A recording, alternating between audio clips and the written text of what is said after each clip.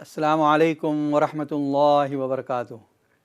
नाज़रीन किराम, इस वक्त आप देख रहे हैं Q&A का प्रोग्राम और हदीस का ये प्रोग्राम जो चल रहा है तिरमिज़ी शरीफ की अब्वाबुज़्ज़ुहद वल वरा, ये हम जारी रखे हुए हैं। अल्हम्दुलिल्लाह, अभी जो आपने हदीसें सुनी हैं जिसमें नबी अकरम सल्लल्लाहु अलैहि वसल्लम के इख्तियारी फ़क्र का ज़िक्र आया, जिस ज़िक्र में ये भी आया कि हज़रत आयशा रज़ी अल्लाह तआला अन्हा फरमाती हैं कि जब नबी अकरम सल्लल्लाहु अलैहि वसल्लम की ज़िंदगी ऐसी गुज़री कि कभी आपने 2 दिन मुसलसल पेट भर कर खाना नहीं खाया।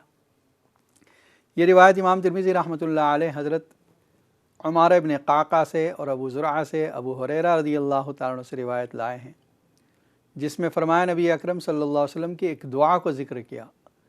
क्या दुआ है? अल्लाहुम्मा जअल रिज़्क़ आल मुहम्मदिन क़ूता, ए अल्लाह आल मोहम्मद का रिज़्क़ बक़द्र कफ़ाफ़ अता फ़रमा, यानी इतने अता फ़रमा जितना काफ़ी हो सके। क़ूत का मतलब ये होता है इतनी रोज़ी जिससे गुजारा हो सके। ये नबी अकरम सल्लल्लाहु अलैहि वसल्लम ख़ुद अपने घर वालों के लिए, ख़ुद अपने आल के लिए क्या दुआ मांग रहे हैं कि अल्लाह इतना रिज़्क़ मिले जो बस काफ़ी हो जाए, बक़द्र ज़रूरत रिज़्क़ मिले। और आल का लफ्ज़ अगर आप देखें तो ये बहुत जामे लफ्ज़ है। बहुत करीब में देखें तो घर वालों को शामिल है, बीवी बच्चों के लिए इस्तेमाल होता है, और थोड़ा वाइडर माना में देखें, वसी माना में, तो आपके मुत्तबिईन को भी शामिल होता है। आप देखें, जो लोग नबी अकरम सल्लल्लाहु अलैहि वसल्लम की ज़िंदगी के मुताबिक अपनी ज़िंदगी को बनाते हैं, उनकी ज़िंदगी में औसरत और तंगी आती है, होता है। और ख़ुद आपकी जो सिलसिला हुसैनी में हैं, नबी अकरम सल्लल्लाहु अलैहि वसल्लम के सिलसिले में हज़रत फ़ातिमा रज़ी अल्लाह तआला अन्हा से, जिनको हम सैयद कहते हैं, उनमें भी अक्सर ऐसा होता है कि वो तंगी का शिकार होते हैं। क़ूत से मुराद इतनी ज़िंदगी, इतनी रोज़ी जिससे काम चलता रहे, इतनी तंगी ना हो कि फ़ाक़े की नौबत आए और किसी के सामने हाथ दराज़ करना पड़े, दस्ते सवाल दराज़ करना पड़े, और इतनी फ़राग़त भी ना हो कि आइंदा के लिए बच जाए, यानी स्टॉक भी ना करना पड़े, माल को जमा भी ना करना पड़े और किसी के सामने सवाल भी ना करना पड़े। इसको कहा जाता है क़ूत। इसी के बाद दूसरी रिवायत इमाम तिरमिज़ी लाए हैं, हज़रत अनस रज़ी अल्लाह तआला अन्हु फरमाते हैं कि नबी अकरम सल्लल्लाहु अलैहि वसल्लम कोई चीज़ आइंदा कल के लिए ज़ख़ीरा करके नहीं रखते थे, यानी जो आज की ज़रूरत में ख़र्च हुआ वो ख़र्च हो गया, और जो बच गया किसी की ज़रूरत पर ख़र्च कर दो, किसी ज़रूरतमंद को दे दो। हमारा तरीक़ा है कि जो ज़रूरत से बच गया उसको कल के लिए स्टॉक कर लो, लेकिन वहाँ ये था कि जो ज़रूरत से बच गया उसको दूसरों को दे दो, वो फ़ायदा उठाएंगे। एक और हदीस में हज़रत अनस रज़ी अल्लाह तआला अन्हु फरमाते हैं कि नबी अकरम सल्लल्लाहु अलैहि वसल्लम ने कभी मेज़ और टेबल पर खाना नहीं खाया, न कभी आपने चपाती खाई, यहाँ तक कि आपकी वफ़ात हो गई। चपाती कहते हैं पतले आटे की रोटी, जो हमारी रोज़मर्रा की ग़िज़ा है। वहाँ ये होता था कि हाथ से चक्की पीस कर जो गेहूँ से आटा तैयार होता था, जो मोटा मोटा होता था, या जौ का आटा इसी तरह हाथ से चक्की पीस कर तैयार करते थे, उसी को थोड़ा सा छान कर उसमें फूंक मार कर जो कुछ उड़ गया, भूसा उड़ गया, बाकी उसी के साथ आटे में आटा गूंद कर उससे रोटी बना ली जाती थी, यानी मोटे आटे की रोटी खाया करते थे। कभी आपने मैदे की रोटी या बारीक आटे की रोटी कभी नहीं खाई। हज़रत सहल रज़ी अल्लाह तआला अन्हु से रिवायत है कि नबी अकरम सल्लल्लाहु अलैहि वसल्लम ने वफ़ात तक मैदा देखा भी नहीं, इस्तेमाल करना दूर की बात, देखा भी नहीं। तो पूछा गया कि फिर आपके पास दौरे नबूवत में छलनियाँ नहीं होती थी? फरमाया नहीं, छलनियाँ नहीं होती थी। तो पूछने वाले ने पूछा फिर आप जौ कैसे इस्तेमाल करते थे? फरमाया बस उसमें फूंक मार दिया करते थे, जो कुछ उड़ना होता था उड़ जाता था, اور باقی اسی کو ہم موٹا موٹا آٹا بھگو کر اسی کو آٹا گوندھ لیتے اور روٹی بنا لیتے تھے۔ یہ سادگی کا عالم تھا، اس زمانے میں سادگی کا یہ عالم تھا۔ امام ترمذی رحمۃ اللہ علیہ صحابہ کرام کی معیشت اور آپ صحابہ کرام کی زندگی کا بھی ذکر فرماتے ہیں سعد بن ابی وقاص رضی اللہ تعالیٰ عنہ کو فرماتے ہوئے سنا، انی لأول رجل احرقت دمن فی سبیل اللہ۔ سعد بن ابی وقاص رضی اللہ تعالیٰ عنہ فرماتے ہیں عربوں میں پہلا شخص ہوں جس نے اللہ کی راہ میں تیر چلایا، اور میں نے خود دیکھا کہ صحابہ کی ایک جماعت کے ساتھ جہاد کر رہا ہوں جو نہیں کھاتے ہیں مگر درخت اور لوبیے جیسی ترکاری کے پتے، اللہ کی راہ میں لڑ رہے ہیں، نہایت سخت کام ہے، مجاہدہ ہے، مشقتیں ہیں، لیکن کھانے کو کیا مل رہا ہے؟ درخت کے پتے۔ یہاں تک کہ ہم میں سے ایک شخص جب قضاء حاجت کے لیے جاتا، ٹوائلٹ میں جاتا، تو جس طرح بکری اور اونٹ کی مینگنیاں ہوتی ہیں اس طرح مینگنیاں کرتے تھے۔ اور یہ اب مجھے بنو اسد دین کے احکام سے واقف کرانے لگے۔ اللہ کی قسم اس صورت میں تو میں نامراد ہو گیا، میرا عمل ضائع ہو گیا۔ یہ واقعہ کیا ہے؟ آخری جو جملہ ہے کہ بنو اسد مجھے تعلیم دینے لگے، حضرت عمر رضی اللہ تعالیٰ عنہ کا دور ہے۔ حضرت عمر رضی اللہ تعالیٰ عنہ نے حضرت سعد بن ابی وقاص رضی اللہ تعالیٰ عنہ کو، جو عشر مبشرہ میں سے بھی ہیں، قدیم الاسلام صحابی ہیں، کوفے کا گورنر بنایا تھا۔ قبیلہ بنو اسد نے حضرت عمر سے آ کر ان کی شکایت کی، یعنی کوفہ سے آ کر مدینہ میں کچھ کمپلینٹ کی اپنے گورنر کے بارے میں، اور کمپلینٹ میں یہ بھی تھا کہ وہ نماز ٹھیک سے نہیں پڑھاتے۔ حضرت عمر رضی اللہ تعالیٰ عنہ نے اس کمپلینٹ پر کوئی ایکشن نہیں لیا، بلکہ حضرت سعد کو بلایا، سعد بن ابی وقاص کو۔ یہ طریقہ ہے کہ جب کسی کی شکایت پہنچے تو دونوں طرف سیکنڈ پارٹی کی بات بھی سننی چاہیے، جس طرح آپ نے فرسٹ پارٹی کی طرف سے کچھ سنا۔ حضرت عمر رضی اللہ تعالیٰ عنہ نے ان کو بلایا، اور پھر جا کر دو آدمیوں کو کہا کہ جاؤ حضرت سعد کے ساتھ کوفہ میں لے جاؤ، اور کوفہ کی ہر مسجد میں جا کر حضرت سعد جو گورنر تھے، ایکس گورنر، کیونکہ ان کی جگہ پر دوسرے آدمی کو گورنر بنا دیا گیا، اس ایکس گورنر، سابق گورنر کے بارے میں پوچھو کیا کسی کو شکایت ہے۔ جس وقت وہاں یہ سلسلہ ہوا اور مسجدوں میں جا کر پوچھنے لگے تو سب لوگ مطمئن تھے، سیٹسفائیڈ تھے۔ صرف ایک بوڑھے نے 3 شکایتیں کی، حضرت سعد نے اس کو 3 بددعائیں دی، اور وہ بددعائیں پوری ہوئیں۔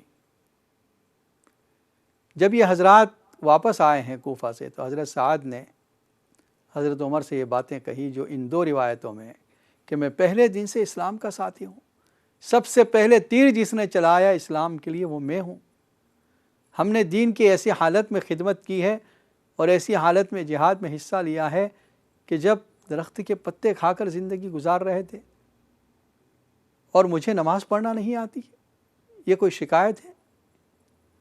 اگر ایسا ہے تو میری محنت تو رائگاں ہو گئی، ضائع ہو گئی۔ حضرت عمر نے فرمایا کہ میں پہلے بھی آپ سے اچھا گمان ہی رکھتا تھا، لیکن شکایت آئی ہے تو تحقیق کرنا میرا فرض بن گیا، اس لیے میں نے شکایت کے بارے میں تحقیق کی ہے۔ وہ شکایت میں یہ تھا کہ ان کو نماز پڑھنا نہیں آتی تھی، مطلب یہ کہ نماز بہت لمبی پڑھاتے تھے۔ حضرت سعد رضی اللہ تعالیٰ نے کہا کہ میں وہی صورتیں پڑھتا ہوں جو صورتیں نبی اکرم صلی اللہ علیہ وسلم پڑھا کرتے تھے۔ فجر کی نماز میں طوال مفصل لمبی صورتیں، سورہ حجرات سے لے کر سورہ انشقاق تک جو لمبی صورتیں ہیں، اس کے بعد اوساط مفصل ہے، عصر اور عشاء کی نماز میں، عصر اور ظہر اور عصر کی نماز میں اوساط مفصل، اور مغرب کی نماز میں قصار مفصل پڑھتا ہوں، چھوٹی صورتیں، جن صورتوں سے نماز جلدی پوری ہوتی ہے وہ صورت اذا زلزلت الارض سے آخر تک ہے، سورہ بینہ سے آخر تک۔ تو یہ صورتیں میں پڑھتا ہوں جو صورتیں نبی صلی اللہ علیہ وسلم پڑھا کرتے تھے۔ حضرت ابو ہریرہ رضی اللہ تعالیٰ عنہ فرماتے ہیں، حضرت محمد بن سیرین یہ تابعی ہیں جن کو خواب کی تعبیروں کا امام کہا جاتا ہے، محمد بن سیرین امام التعبیر الرؤیا۔ وہ فرماتے ہیں کہ ہم حضرت ابو ہریرہ کے پاس تھے، آپ نے گیرو رنگ کے 2 کپڑے پہن رکھے تھے، ان میں سے آپ نے ناک صاف کی اور فرمایا واہ واہ ابو ہریرہ یہ قیمتی کپڑے سے ناک صاف کرتا ہے۔ یعنی اب فتوحات کا زمانہ ہے، ہمارے پاس ناک صاف کرنے کے لیے بھی رومال اور ہینکرچیف ہے۔ اللہ کی قسم میں نے اپنے آپ کو دیکھا اس حال میں کہ بھوک کی وجہ سے ممبر نبوی اور حجرہ عائشہ کے درمیان گرا پڑا، بے ہوش ہو کر گر پڑتا تھا۔ ایک آنے والا آتا اور میری گردن پر اپنا پیر رکھتا تھا اور وہ سمجھتا تھا میں مجنون ہوں، دیوانگی ہے، حالانکہ دیوانگی نہیں، وہ بھوک تھی۔ اس زمانے میں جنون کا یہ علاج سمجھا جاتا تھا کہ جس کو فٹ آ جائیں، مرگی کے دورے پڑ جائیں، اس کا علاج یہ ہے کہ اس کے گردن پر پیر رکھ کر گزر جائیں تو اس پیر رکھنے کے اثر سے اس کا وہ جنون ختم ہو جائے گا۔ یہ اس زمانے کا ایک ٹوٹکا تھا۔ حضرت ابو ہریرہ فرماتے ہیں بھوک کی وجہ سے ہم ممبر اور حجرہ عائشہ کے درمیان میں کبھی گر پڑتا تھا، لوگ یہ سمجھتے تھے کہ اس کو جنون ہو گیا ہے، فٹ آ گئے ہیں، تو میری گردن پر پیر رکھ کر گزر جاتے تھے۔ حالانکہ مجھے کوئی فٹ نہیں آئے ہوئے ہوتے تھے، میں پاگل نہیں ہوا ہوتا تھا، جنون نہیں تھا، لیکن بھوک کی وجہ سے بے ہوش ہو جاتا تھا۔ سوچئے آج یہ حالت ہے کہ فتوحات کے بعد ناک صاف کرنے کے لیے بھی قیمتی رومال استعمال کر رہے ہیں ابو ہریرہ۔ اس پر یاد کرتے ہیں کہ وہ زمانہ کیا تھا، بخ بخ یتمخط ابو ہریرہ فی الکتان، ریشم کا کپڑا ہے، اچھا خاصا کپڑا ہے، اس سے ناک صاف کر رہے ہیں۔ فضالہ ابن عبید رضی اللہ تعالیٰ عنہ فرماتے ہیں نبی اکرم صلی اللہ علیہ وسلم جب لوگوں کو نماز پڑھاتے تھے تو کچھ لوگ نماز میں فاقے کی وجہ سے گر جاتے تھے، یعنی جب کھڑے رہنے کا موقع ہوتا ہے قیام کی حالت، تو قیام کی حالت میں کھڑے نہیں رہ سکتے تھے، گر جاتے تھے، اور وہ اصحاب صفہ تھے۔ یہاں تک کہ بدو کہتے تھے کہ یہ پاگل لوگ ہیں۔ پھر جب نماز سے فارغ ہوتے تو آپ ان کی طرف متوجہ ہوتے اور فرماتے اگر تم جان لو کہ وہ ثواب جو تمہارے لیے اللہ کے پاس ہے تو تم پسند کرو کہ تمہارا فاقہ اور حاجت اور زیادہ ہو۔ دیکھیے موٹیویٹ، نبی اکرم صلی اللہ علیہ وسلم ایسی حالت میں جب بھوک کی وجہ سے صحابہ گر رہے ہیں، ان کو آپ یہ فرما رہے ہیں کہ تمہارا یہ گرنا، تمہارا یہ فقر و فاقے کی وجہ سے تکلیفیں برداشت کرنا یہ رائے گا نہیں جائے گا، بلکہ اگر تمہیں یہ پتہ چل جائے کہ اس فقر و فاقہ پر اللہ نے تمہارے لیے کیا نعمتیں تیار کر کے رکھی ہیں، یعنی اس کے بدلے میں آخرت میں کیا ملنے والا ہے، تو تم یہ تمنا کرو کہ یہ فقر اور بڑھ جائے۔ حضرت فضالہ کہتے ہیں، صحابی ہیں، کہ میں اس دن نبی اکرم صلی اللہ علیہ وسلم کے ساتھ تھا، یعنی جب یہ واقعہ ہوا، جب آپ نے یہ بات ارشاد فرمائی تو میں اس وقت وہاں موجود تھا۔ یہ اپنی بات کی تاکید کے لیے کہ یہ کوئی سنی سنائی بات نہیں، بلکہ میں خود وہاں موجود تھا جب وہ صحابی نماز میں گرے ہیں اور آپ نے یہ فرمایا ہے۔ صحابہ کرام بھی اور راویان کرام جنہوں نے صحابہ کرام سے حدیثوں کو سنا ہے، بعض مرتبہ اس طرح کے الفاظ تاکید کے استعمال کر دیا کرتے تھے جس سے یہ پتہ چلتا تھا کہ واقعی یہ صحابی نے یا اس تابعی نے ڈائریکٹ سنا ہے۔ یہ لفظ اسی میں سے تھا۔ حضرت ابو ہریرہ رضی اللہ تعالیٰ عنہ فرماتے ہیں کہ ایک مرتبہ نبی اکرم صلی اللہ علیہ وسلم ایسے وقت میں گھر سے نکلے جب گھر سے نہیں نکلا کرتے تھے، یعنی یوزلی اس وقت آپ کا گھر سے نکلنے کا معمول نہیں تھا۔ دوپہر کا وقت عرب علاقے میں ویسے بھی گرمی سخت ہوتی ہے، اور دوپہر میں اگر دھوپ یعنی گرمی کا موسم ہے تو اور زیادہ گرم ہوتا ہے، تو لوگ گھروں میں رہنا پسند کرتے تھے۔ ایک دن ایسا ہوا کہ نبی اکرم صلی اللہ علیہ وسلم نکلے ہیں، راستے میں ابو بکر سے ملاقات ہوئی۔ پوچھا، ابو بکر تمہیں کس چیز نے نکالا، یعنی تم کیوں گھر سے باہر آئے ہو؟ انہوں نے کہا، میں اس لیے نکلا ہوں کہ اللہ کے نبی صلی اللہ علیہ وسلم سے ملاقات کروں، ان کے چہرے مبارک کو دیکھوں، ان کو سلام کروں، یعنی صرف اس تمنا کے لیے نکلا ہوں کہ آپ کی زیارت ہو جائے، آپ سے ملاقات ہو جائے، آپ کو سلام کر دوں۔ حضرت عمر رضی اللہ تعالیٰ عنہ مل گئے، ان سے پوچھا، عمر تمہیں کس چیز نے لائے ہیں، یعنی آپ کیوں نکلے گھر سے؟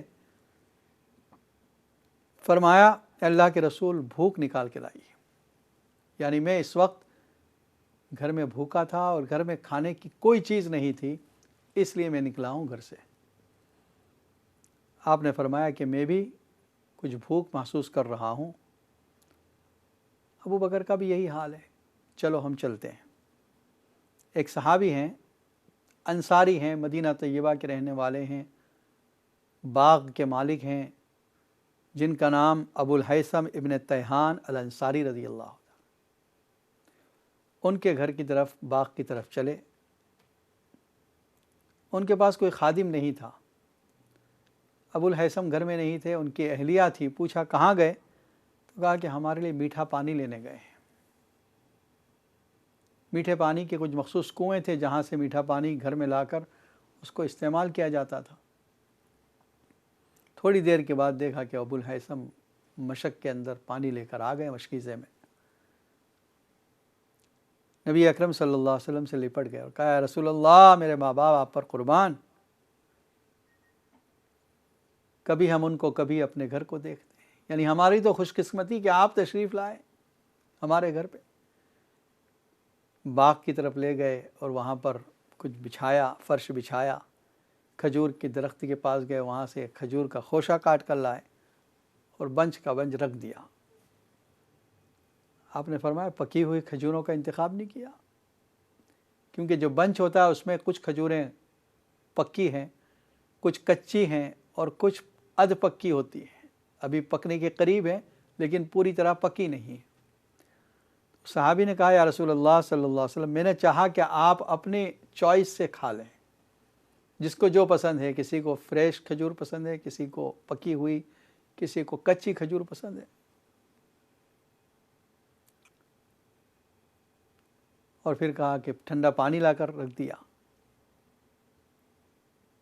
آپ نے فرمایا، قسم اس ذات کی جس کے قبضے میں میری جان ہے، یہ ان نعمتوں میں سے ہیں جن نعمتوں کے بارے میں سوال کیا جائے گا۔ سورہ تکاثر کی آیت کی طرف اشارہ ہے، ثم لتسألن یومئذ عن النعیم، پھر تم سے ضرور پوچھا جائے گا قیامت کے دن نعمتوں کے بارے میں، اس کی طرف اشارہ ہے۔ پھر ابو الہیثم آپ کے لیے کھانا تیار کرنے کے لیے چلے۔ نبی اکرم صلی اللہ علیہ وسلم نے فرمایا، دیکھو کسی دودھ والے جانور کو مت ذبح کرنا، اس لیے کہ دودھ والا جانور ایک انکم سورس ہے، دودھ دے رہا ہے، اس لیے اس کو ذبح مت کرنا۔ انہوں نے کہا ٹھیک ہے، ایک بکری کا بچہ ذبح کیا اور پھر پکا کر تیار کر کے لایا آپ کے پاس۔ آپ نے فرمایا، تمہارے پاس کوئی خادم نہیں ہے، یعنی تم خود پانی لینے کے لیے گئے، کیا وجہ ہے، تمہارے پاس کوئی خادم نہیں ہے؟ انہوں نے کہا کہ نہیں۔ تو آپ نے ان سے کہا کہ جب ہمارے پاس کوئی قیدی آئیں، غلام آئیں، تو تم آ جانا، تم کو کوئی خادم دے دیں گے۔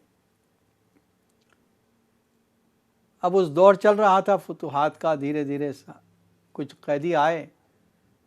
2 قیدی جب آئے آپ کے پاس تو آپ نے ابو الہیثم کو بلایا اور کہا، دیکھو ان میں سے کوئی ایک کا انتخاب کر لو، یعنی ایک چوز کر لو اس میں سے۔ انہوں نے کہا، یا رسول اللہ صلی اللہ علیہ وسلم، آپ ہی چوز کروا دیں، یعنی میں کیا انتخاب کروں ان میں سے کسی ایک کا، آپ خود ہی منتخب کر کے دے دیں۔ جو آپ دیں گے وہ میری چوائس۔ نبی اکرم صلی اللہ علیہ وسلم نے اس موقع پر ایک بہت جامع جملہ ارشاد فرمایا المستشار مؤتمن، جس سے مشورہ لیا جاتا ہے وہ امین ہونا چاہیے، اس پر اعتماد کیا جاتا ہے، تو صحیح مشورہ دینا چاہیے۔ تو آپ نے پھر ایک غلام کی طرف کہا کہ یہ اس کو لے کر جاؤ، اس کو میں نے نماز پڑھتے دیکھا ہے، یعنی اس کا تعلق خالق کے ساتھ ہے، اور اس سے اچھا برتاؤ کرنا، یہ میری وصیت ہے۔ وہ لے کر گئے، گھر جا کر بتایا اپنی بیوی کو کہ دیکھو یہ بات ہے، اور نبی صلی اللہ علیہ وسلم نے جب کہا کہ ایک چوز کر لو، میں نے خود آپ سے کہا کہ آپ ہی چوز فرما دیں، تو آپ نے اس کو منتخب کیا اور کہا کہ اس سے اچھا سلوک کرنا۔ بیوی بڑی سمجھدار تھی، ان کی بیوی نے کہا تم سمجھے نہیں۔ کہا کیا؟ کہا آپ صلی اللہ علیہ وسلم نے جو یہ کہا اچھا ان کے ساتھ سلوک کرنا، اس سے اچھا سلوک کیا ہو سکتا ہے کہ اس کو آزاد کر دیں۔ اچھا یہ، اسی وقت انہوں نے اس کو آزاد کر دیا۔ نبی اکرم صلی اللہ علیہ وسلم نے فرمایا اللہ نے کوئی نبی نہیں بھیجا اور نہ اس کا نائب مگر اس کے لیے دو رازدار ہوتے ہیں، مراد بیویاں ہیں۔ ایک اس کو بھلائی کا حکم دیتا ہے اور برائی سے روکتا ہے، دوسرا اس کو تباہ کر کے چھوڑتا ہے۔ جو برے رازدار سے بچا لیا گیا وہ بچا لیا گیا۔ یعنی تمہیں ایک بیوی جو ملی ہے وہ بہت اچھی ملی ہے کہ تمہیں اچھا اس نے مشورہ دیا۔ دیکھیے ایسے حالات میں جب بھوک کا وقت ہے اور کھجور اور پانی مل رہا ہے، اس پر آپ کہہ رہے ہیں کہ ان نعمتوں کے بارے میں پوچھا جائے گا۔ اب سوچئے ہم پر جو اللہ نے جو انعامات فرمائے ہیں، ان انعامات کے بارے میں اللہ ضرور پوچھے گا۔ حق تعالی شانہ ان نعمتوں کی قدردانی نصیب فرمائے۔ السلام علیکم ورحمۃ اللہ وبرکاتہ۔